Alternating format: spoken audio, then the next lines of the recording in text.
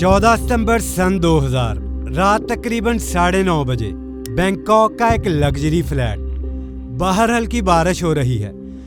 कमरे के अंदर रोहित वर्मा ड्राइंग रूम में बैठे हैं। टीवी ऑन है, फैमिली साथ है और उनके सामने बैठा है छोटा राजन, मुंबई अंडरवर्ल्ड का एक बड़ा नाम जो उस वक्त बैंकॉक में छुपा हुआ था। कमरे में सब कुछ पुरस्कून और कंट्रोल में लग रहा है। फिर दरवाजे की घंटी बजती है। रोहित वर्मा उठते हैं, दरवाजे तक जाते हैं। बाहर 2 थाई बाशिंदे खड़े हैं, हाथ में एक बड़ा सा केक, चेहरों पर मुस्कुराहट, बिल्कुल ऐसे जैसे किसी सालगिरह का सरप्राइज हो। वो बगैर किसी शक के दरवाजा खोल देते हैं और अगले ही लम्हे सब कुछ एक झटके में बदल जाता है। दोनों अंदर दाखिल होते हैं। एक बगैर रुके सीधा फायर खोल देता है। फासला बहुत कम था, रद्द-ए-अमल का मौका नहीं था। गोलियां सीधा छोटा राजन को लगती हैं, पेट, हाथ और कंधे के करीब। वो जमीन पर गिरता है मगर जिंदा। रोहित वर्मा जो उसके करीबी दोस्त थे मौके पर ही मारे जाते हैं। चंद सेकंड्स में सब खत्म हो जाता है। ये सब कुछ पहले से तय था। जिस शख्स को निशाना बनाया गया वो छुपा हुआ था और उसकी लोकेशन सिर्फ चंद लोगों को मालूम थी।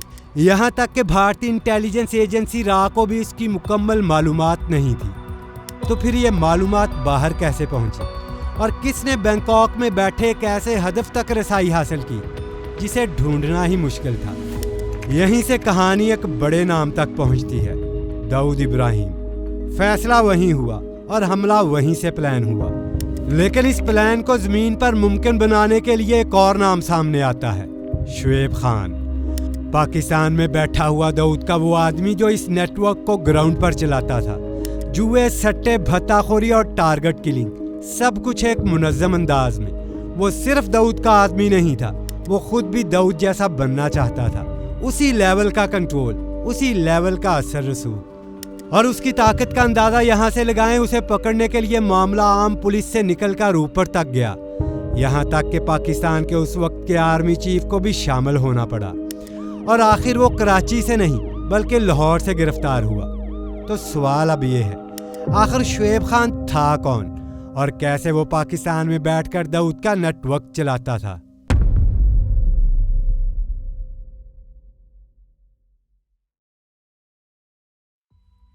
बैंकॉक के उस हमले के बाद एक बात फौरन वाज़ेह हो गई थी।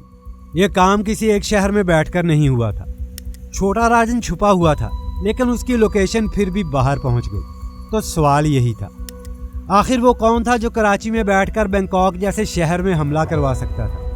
इस सवाल का जवाब ढूंढने के लिए हमें कहानी को पीछे ले जाना पड़ता है, कराची की उन गलियों में जहां ये सब शुरू हुआ। दोस्तों, शुएब खान का नाम शायद आम लोगों के लिए नया हो, मगर एक वक्त ऐसा था जब कराची में कोई भी बड़ा धंधा उसके बगैर मुकम्मल नहीं होता था। जुए के अड्डे हों, सट्टे का नेटवर्क हो या भत्ताखोरी, हर जगह एक ही नाम सामने आता था। हैरत की बात यह थी कि ये सब छुपकर नहीं बल्कि खुलेआम हो रहा था। दिन में उसी शख्स के खिलाफ मुकदमात दर्ज होते थे और रात को वही पुलिस अफसरान उसकी महफिलों में बैठे नजर आते थे। लेकिन ये सब अचानक नहीं बना था। ये एक आदमी नहीं, एक पूरा सिस्टम था जो आहिस्ता आहिस्ता खड़ा हुआ। छोटे कामों से शुरू होकर जुआ, सट्टा, फिर ताकत और फिर कत्ल तक बात पहुंच गई। शुएब खान का तल्लुक किसी बड़े सियासी या बाअसर खानदान से नहीं था। उनके वालिद अख्तर अली खुद भी कराची में जुए के धंधे से जुड़े हुए थे और बरसों तक ये काम करते रहे। ये वो जमाना था जब कराची के कुछ इलाकों में जुआ बाकायदा इजाजत के साथ चलता था और पुलिस के साथ एक गैर एलानिया समझौता मौजूद होता था। इसी माहौल में शुएब ने आंख खोली और बहुत जल्द उसे समझ आ गया कि इस खेल में पैसा भी है और ताकत भी। इब्तिदा में शुएब खान ने कोई बड़ा कदम नहीं उठाया। अजीजाबाद में मोटरसाइकिल किराए पर देने का छोटा सा कारोबार शुरू किया और साथ साथ पुलिस के लिए मुखबरी भी करने लगा। ये वो मरहला था जहां वो दोनों तरफ खेलना सीख रहा था, एक तरफ कानून और दूसरी तरफ वो लोग जो कानून को अपने हिसाब से चलाते थे। लेकिन असल मोड़ अभी आना बाकी था। इसी दौरान शुएब खान की जिंदगी में एक अहम नाम आता है, खालिद शहनशाह। ये कोई आम आदमी नहीं था। कराची के उस माहौल में जहां सियासत, जुर्म और ताकत एक दूसरे से जुड़े होते हैं, खालिद पहले ही इस खेल का हिस्सा बन चुका था। करीमाबाद में रमी क्लब की आड़ में जुए का अड्डा चलाता था। पीपल्स पार्टी और पीएसएफ के अहम लोगों तक उसकी रसाई थी, यहाँ तक कि वो बेनजीर भुट्टो के सिक्योरिटी सर्कल तक पहुँच गया। शुएब खान के लिए यह तल्लुक सिर्फ दोस्ती नहीं था, ये अंदर के निज़ाम तक पहुँचने का रास्ता था। اور پھر ایک واقعہ پیش آیا جس نے سب کچھ بدل دیا۔ صدر کے علاقے میں ایک وکیل کے دفتر میں ایک معمولی جھگڑا ہوا، لیکن چند ہی لمحوں میں بات ہاتھ سے نکل گئی۔ اقبال نیازی نے خالد شہنشاہ کا گلا پکڑا اور شعیب خان نے بغیر رکے بندوق نکالی اور فائر کر دیا۔ اقبال نیازی موقع پر ہی مارا گیا۔ یہ شعیب خان کا پہلا قتل تھا۔ یہاں ایک واضح حد عبور ہو گئی تھی۔ اب وہ جرم کے قریب نہیں بلکہ خود اس کا حصہ بن چکا تھا۔ اس کے بعد واقعات تیزی سے آگے بڑھے۔ لیاقت بعد میں ایک اور قتل، پھر مزید کیسز۔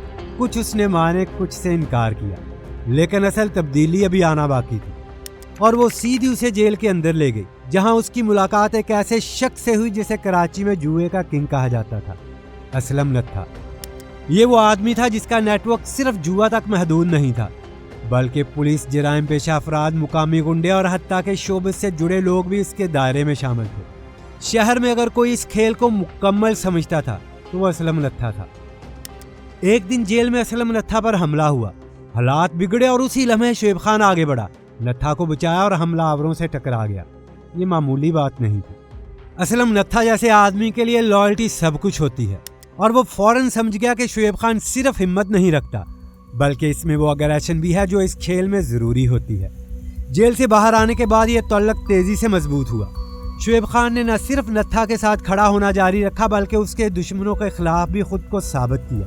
اسی اعتماد کی بنیاد پر اسلم نتھا نے ارشی سینما کے قریب واقع اپنے اہم جوئے کے اڈوں میں سے ایک شعیب خان کے حوالے کر دیا۔ یہ شعیب خان کے لیے ایک بڑا موقع تھا۔ اب وہ صرف ایک ورکر نہیں رہا تھا بلکہ ایک ایسے نظام کو سنبھال رہا تھا جہاں روزانہ لاکھوں کا کھیل ہوتا تھا۔ یہیں سے ایک خاموش تبدیلی شروع ہوئی۔ شعیب خان نے محسوس کیا کہ وہ طاقت کے بہت قریب ہے، مگر اصل اختیار اب بھی اسلم نتھا کے پاس ہے۔ یہی فرق اسے اندر سے بدلنے لگا۔ آہستہ آہستہ اس کے ذہن میں ایک واضح سوچ بننے لگی کہ اگر اس کھیل میں رہنا ہے تو دوسروں کے لیے نہیں بلکہ خود کے لیے کھیلنا ہوگا۔ اور پھر وہ مرحلہ آیا جہاں فیصلہ ہونا تھا۔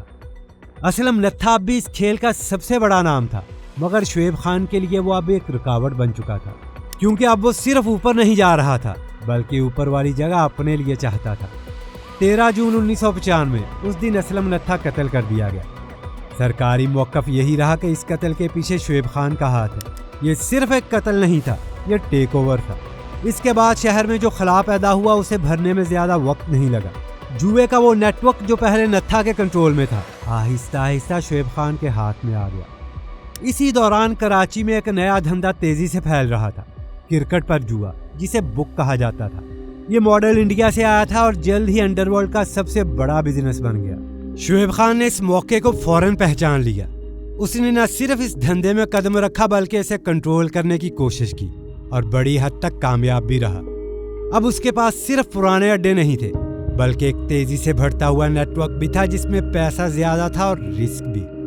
لیکن اصل کھیل اب شروع ہونے والا تھا، کیونکہ اسی دوران شعیب خان کی رسائی ایک ایسے شخص تک ہوئی جس کا نام وہ پہلے صرف سنتا تھا، داؤد ابراہیم۔ 1992 میں وہ دبئی پہنچا، جہاں ایک مشترکہ رابطے توفیق میمن کے ذریعے اس کی ملاقات داؤد ابراہیم سے کروائی گئی۔ یہ ملاقات معمولی نہیں تھی۔ یہاں پہلی بار اس نے قریب سے دیکھا کہ اصل طاقت کیسے چلتی ہے۔ ملاقات کے بعد اس نے دبئی بھی اپنا سیٹ اپ قائم کیا، مگر اس دائرے میں جگہ بنانے کے لیے صرف موجود ہونا کافی نہیں ہوتا، خود کو ثابت کرنا پڑتا ہے۔ یہ موقع آنے میں زیادہ دیر نہیں لگی۔ 1998 کے آس پاس اس کے اپنے اڈے پر ایک جھگڑا ہوا۔ سامنے عرفان گوگا تھا جو داؤد کے قریب سمجھا جاتا تھا۔ بات بڑی اور شعیب خان نے بغیر ہچکچاہٹ اسے قتل کر دیا۔ گوگا کی لاش کبھی نہیں ملی، صرف اس کی گاڑی ایئرپورٹ پارکنگ میں کھڑی ملی، اور یہ واقعہ دبئی میں ایک بڑا معاملہ بن گیا۔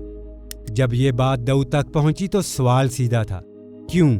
اور شعیب کا جواب بھی سیدھا تھا، وہ داؤد کے خلاف بات کر رہا تھا۔ یہ صرف جواب نہیں تھا بلکہ ایک اشارہ تھا کہ وہ کس حد تک جا سکتا ہے۔ یہیں سے واضح ہو گیا کہ شعیب خان اب صرف کراچی تک محدود نہیں رہا بلکہ ایک بڑے نیٹ ورک میں اپنی جگہ بنا چکا ہے۔ مگر اسی کے ساتھ ایک نیا محاذ بھی کھل چکا تھا۔ چھوٹا راجن، جو کبھی داؤد کا قریبی تھا، اب اس کا سب سے بڑا دشمن بن چکا تھا۔ اور یہی وہ مقام تھا جہاں پر داؤد نے یہ ذمہ داری شعیب خان کو دی، راجن کو ختم کرنا ہے۔ اور شعیب نے یہ کام آگے حاجی ابراہیم بھولو کو سونپا، کراچی کے پٹنی محلے کا وہی بھولو کسائی جو چند ہی سالوں میں اتنا طاقتور ہو گیا کہ موزمبیق جیسے ملک میں صدر کون ہوگا اس کا فیصلہ بھی اسی کے ہاتھ میں تھا۔ اور جس کا نیٹ ورک مختلف ممالک تک پھیلا ہوا تھا۔ اور پھر وہی ہوا جو ہم آغاز میں دیکھ چکے ہیں، حملہ ہوا، گولیاں چلی، مگر چھوٹا راجن بچ گیا۔ اور یہی وہ لمحہ تھا جہاں کھیل بدل گیا۔ یہ صرف ایک ناکامی نہیں تھی، یہ داؤد کے حکم کے خلاف جانے والا نتیجہ۔ اس کے بعد شعیب خان کے گرد دائرہ تنگ ہونا شروع ہو گیا۔ شعیب نے بھولو کو سپاری کی رقم پوری نہیں دی، جس سے تعلقات بگڑ گئے اور داؤد کا اعتماد بھی کم ہونے لگا۔ یہیں سے کہانی پلٹتی ہے۔ دوستوں، نیکسٹ چیپٹر میں ہم دیکھیں گے یہ ٹکراؤ کہاں تک جاتا ہے، کیسے شعیب خان کے خلاف محاذ کھلتے ہیں اور کیسے ایک نیا نام اس کھیل میں داخل ہوتا ہے، رحمان ڈکیت، لیاری کا کنگ۔ اور پھر کہانی جا پہنچتی ہے لاہور کی اس گرفتاری تک، جہاں اس نیٹ ورک کی اصل شکل سامنے آتی ہے۔